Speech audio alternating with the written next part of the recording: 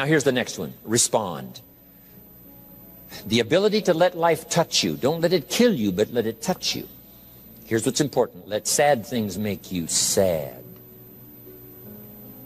Because we need to understand the depths of sadness so we can understand the incredible ecstasy of joy. You can't know the highs without the lows. You can't dismiss all the things that need to burden your heart and your soul. The drama of Jesus' life, there were two words that were so important. Here they are. It said he was touched, and it said he was moved. I'm asking you to jot down those words. You've got to learn to be touched and to be moved. Part of it is to be moved out of complacency, to be moved out of just drifting. But it's also to be moved by the story, to be moved by what happened, and to be touched by someone's dilemma, and to be touched by someone's problem. Respond. I've learned how to do that. I'm the best guy in the world to take to the movies. I really get into it. I want to be taken on a journey. Make me laugh, make me cry, take me high, take me low, shake me over hell, but don't leave me unmoved.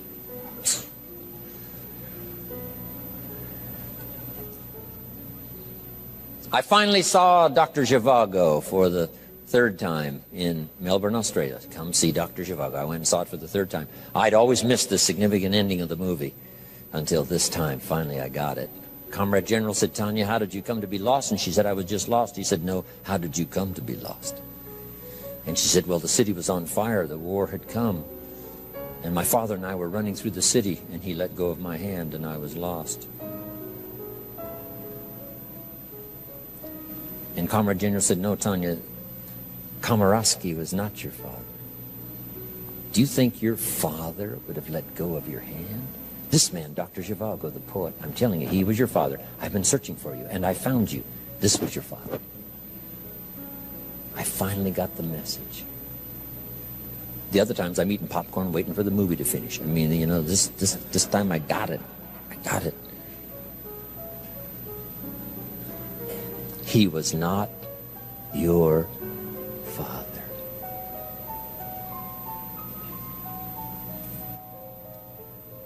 If my father would have been with me, would he have let go of my hand? No. Would he have died first? Yes. So you got to let the drama, you got to let the emotional drama affect you, because here's what it does. It fills up your emotional bank so that when you get ready to talk, we're going to discuss later on today, you draw not only from language but from emotion. And the mixture of both language and emotion is some of the most powerful force in the world. So let yourself be affected. Let yourself be touched. Let the positive make you positive. Let the sad make you sad. Let the joyful make you joyful. Let the songs ring in your head. But also let the minor key, let the sadness affect you so that you'll be a well-rounded person when you deal with the marketplace, your children and everyone else. Key. Now here's the other three. First, learn to absorb everything around you. Take it all in. Don't miss anything. Next, respond. Let life touch you. Here's number three. We just briefly touched on it. Reflect. Reflect means to go back over an experience. If you've been through something, when it's over, just sit down and think about it again. You say, well, some things are tough to relive. I know, but if you'll go through a bit of the emotional drama again, it'll drive that experience so deep in your consciousness it'll never go away.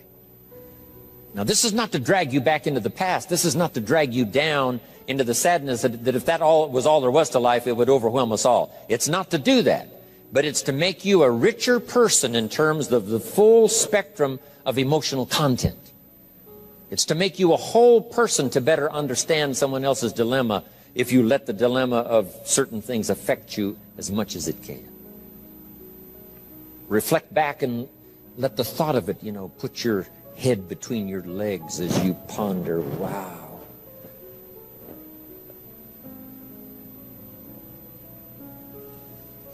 Here's some good times to reflect. One, at the end of the day. Take a few minutes at the end of the day.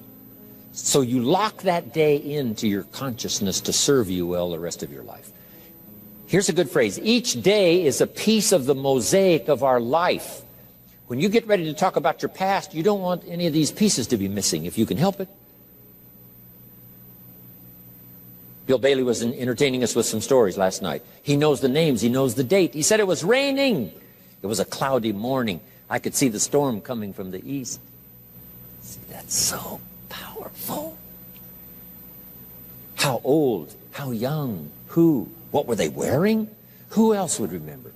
Special people remember the drama. They reflect until it becomes part of them. You read a book and then you reflect on the book. Bill Bailey's unique because he can read a 300-page book in about 45 minutes. And then he can tell you about this book and make it more fantastic than if you read it yourself. So I just follow him around and don't have to read so much. Incredible. Reflect. At the end of the week, jot down, take a few hours. Hey, a week is such a piece of your life. You traded labor for a paycheck. You traded a piece of your life for getting paid and compensated. And all of the other drama of the things that happen to you, social, personal, spiritual, physical. A week is worth pondering. Take an hour, go back over your notes and go back over your daytimer and go back over everything and say, where have I been and what did I do and who did I see and what did they say and how did it feel? At the end of the month, take half a day at the end of the month. At the end of the week, a year, take a weekend. Time to reflect. Maybe this is what was meant when the advice was given. Here it is in Scripture. Every once in a while you should go into your closet. It's an interesting word, closet. I don't know if it's a closet like we have today, but what I think it means is a place away. Go into your closet, away. And then it said something interesting. When you get in there, shut the door. Shut the door.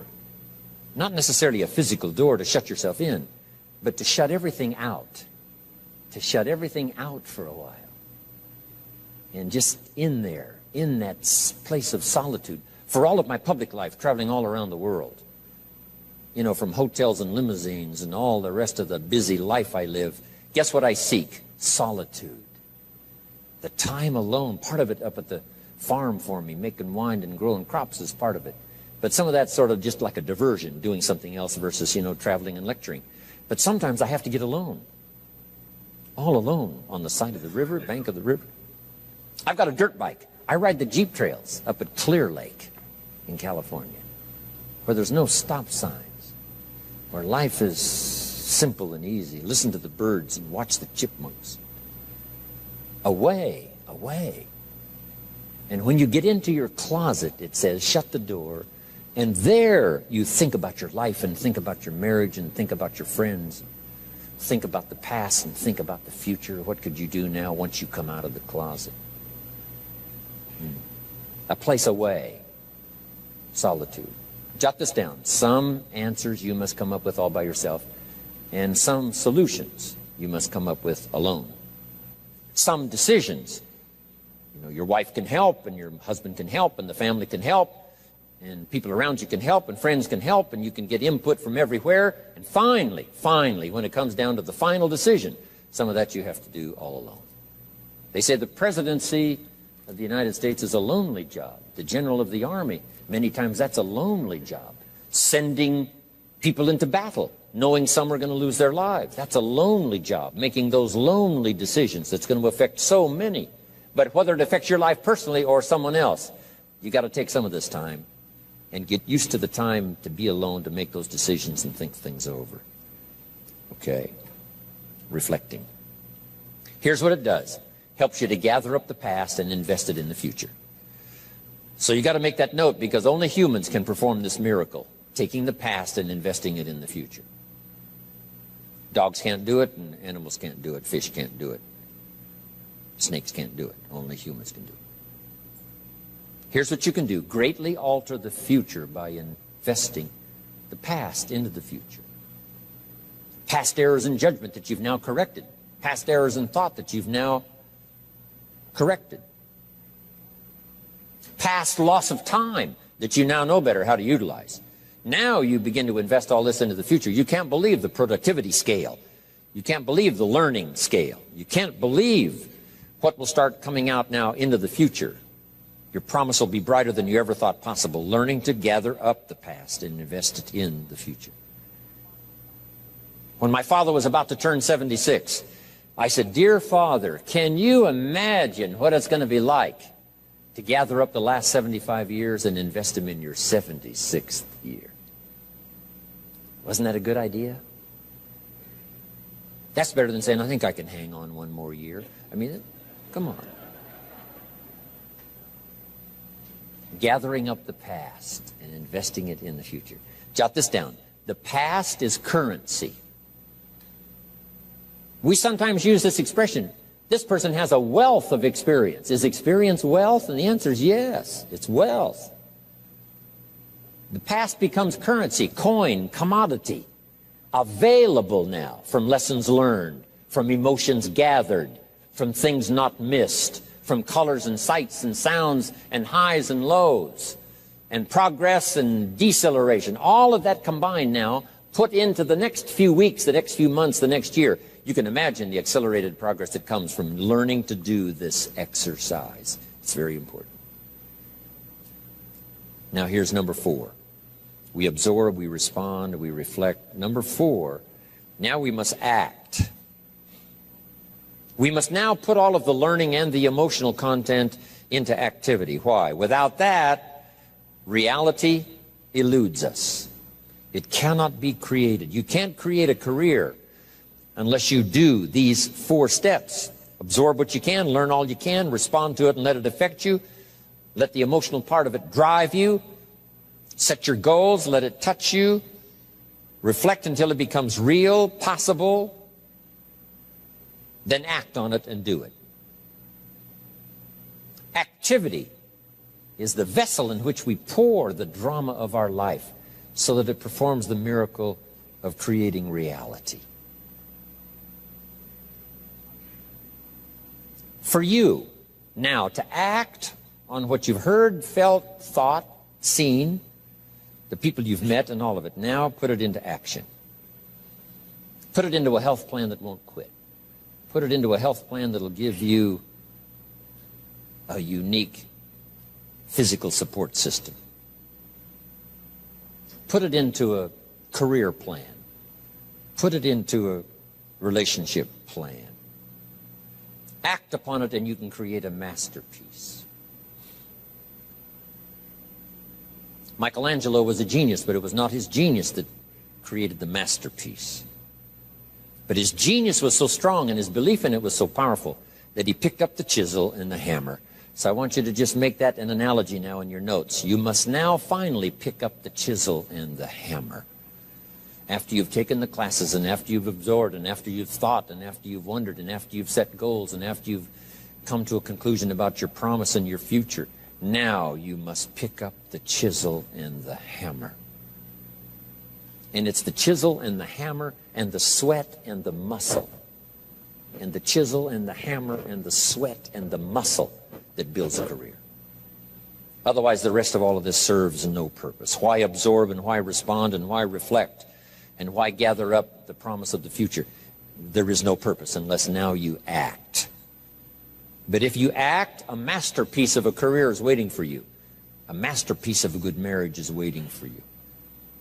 A masterpiece of a fortune is waiting for you.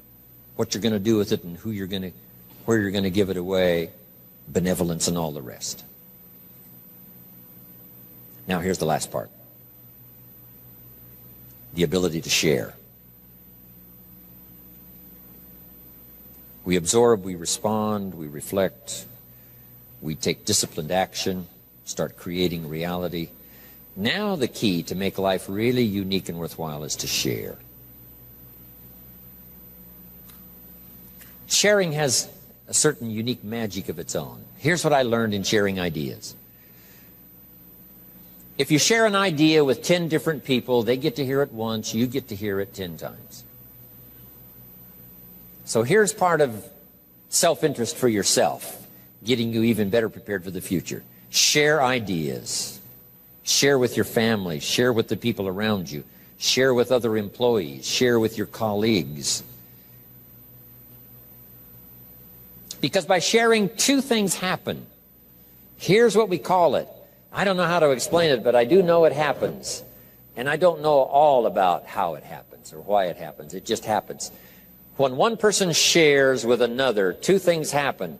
The audience could be transformed, and so could the speaker.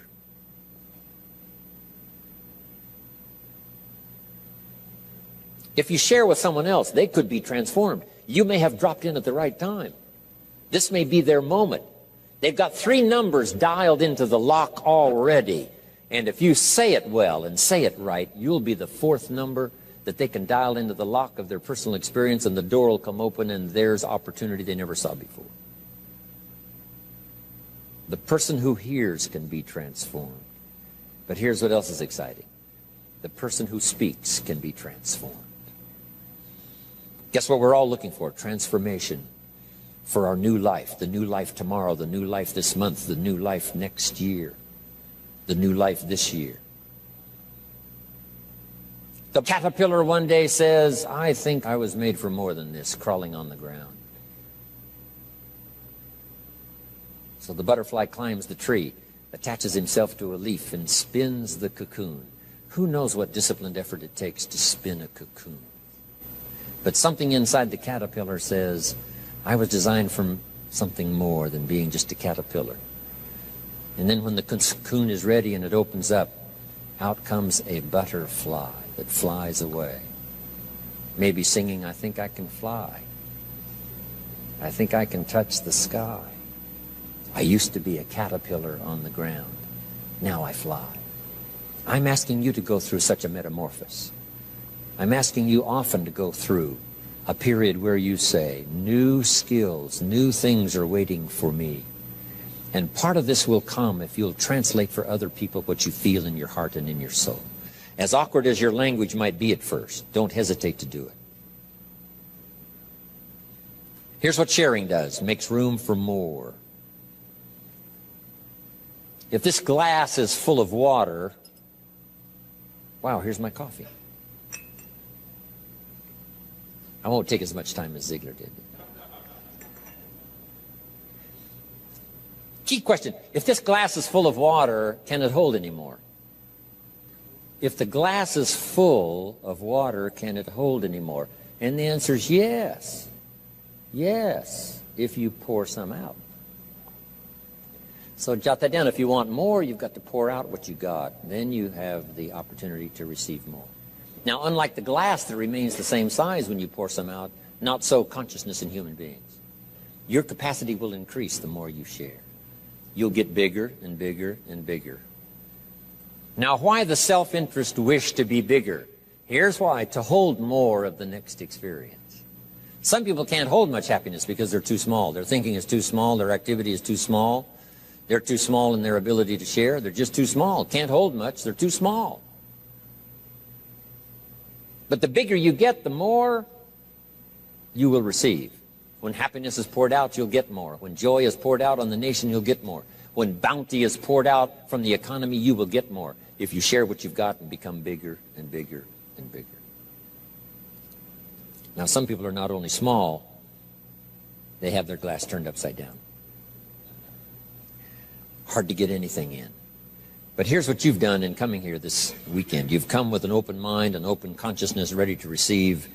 And I promise you, we're going to pour everything we possibly can into every ounce of time we've got here to make it beneficial for you, give you not just your money's worth, but your time's worth. Now, one last part under personal development. Personal development leads to all good things because it makes you unique. Here's what my mentor said when I first met him. I'm 25 years old. I'm broke.